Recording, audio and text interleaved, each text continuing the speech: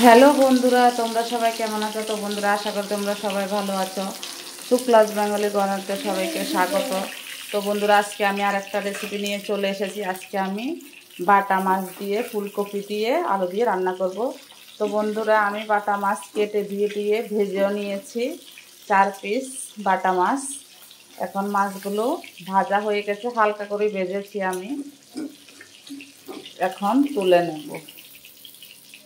তা আমি এই তেলটার ভিতরে রান্না করব, আর নতুন করে কোনো তেল দেব না।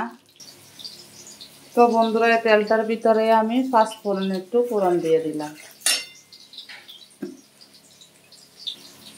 তো বন্ধুরা, এখন পোড়া পোড়া হয়ে গেছে, আমি ফুলকপি দিয়ে দিলাম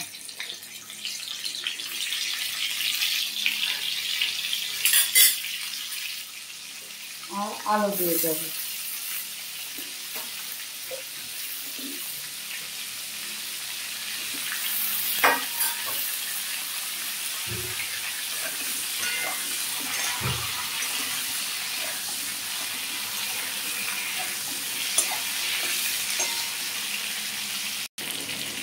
তো বন্ধুরা, পেঁয়াজ কাঁচা লঙ্কা আমি আরেকটু আদা বাটা দিয়ে দিলাম।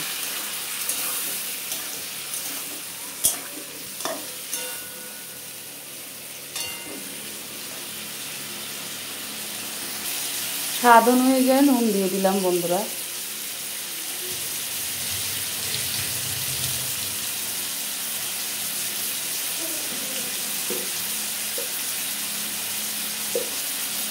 আর বাড়িতে তৈরি করা জিরের গুঁড়ো দিয়ে দিলাম।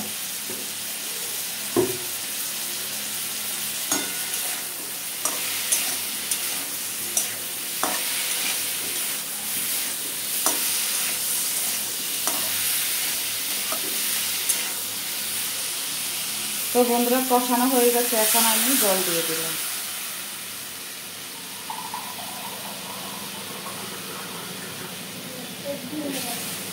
বেশি করে জল দিয়ে দিলাম। তো বন্ধুরা, আমি কাঁচা লঙ্কা তরকারি রান্না করলাম, আমি কোনো গুঁড়ো লঙ্কা দিইনি।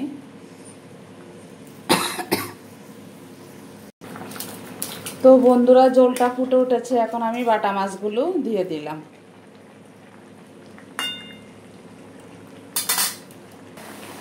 তো বন্ধুরা, ফাইনালি ফুলকপি দিয়ে আলু দিয়ে বাটা মাছ দিয়ে হয়ে গেছে।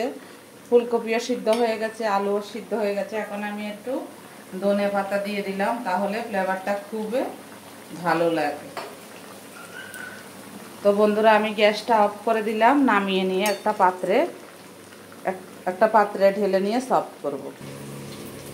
তো বন্ধুরা, ফাইনালি বাটা মাছ দিয়ে আলু দিয়ে ফুলকপি দিয়ে হয়ে গেছে। ভালো লাগে like share comment subscribe notification করে দেবে। টাটা বাই বাই, সবাই সুস্থ থেকো, ভালো থেকো, দেখা হবে নেক্সট ভিডিওতে। টাটা।